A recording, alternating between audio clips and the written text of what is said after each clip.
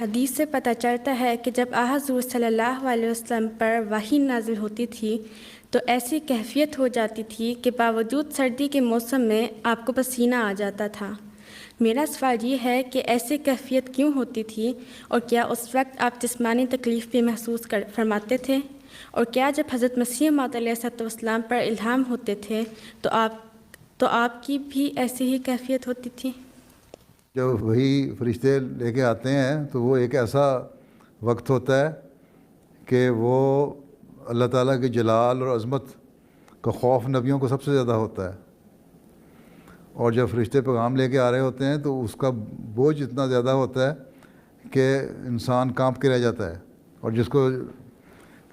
صحیح فہم ہو، ادراک ہو اس چیز کا، اس کو سب سے زیادہ اس کا احساس ہوتا ہے۔ تو حضرت صلی اللہ علیہ وسلم جو کیفیت ہوتی تھی وہ اس لیے ہوتی تھی کہ اللہ تعالیٰ کی وحی نازل ہوئی ہے، اور اس وقت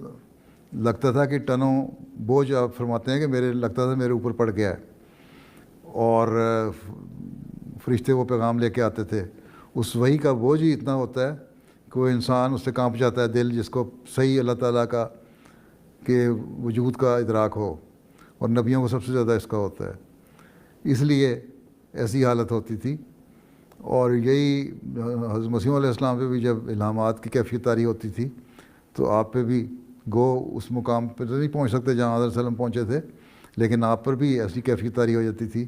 کہ آپ کا جسم جو تھا وہ بہت زیادہ کانپنے لگ جاتا تھا، اور ایک ایسی کیفیت پیدا ہو جاتی تھی کہ لگتا تھا کہ کوئی الہام ہو رہا ہے۔ جتنا زوردار الہام ہوتا تھا اتنی زیادہ آپ کی جسمانی کیفیت ہوتی ہے، اور تھوڑی دیر کے لیے پھر کمزوری بھی رہتی ہے، پھر وہ کیفیت جاتی رہتی ہے۔ ٹھیک ہے، جزاکم اللہ واحسن الجزا۔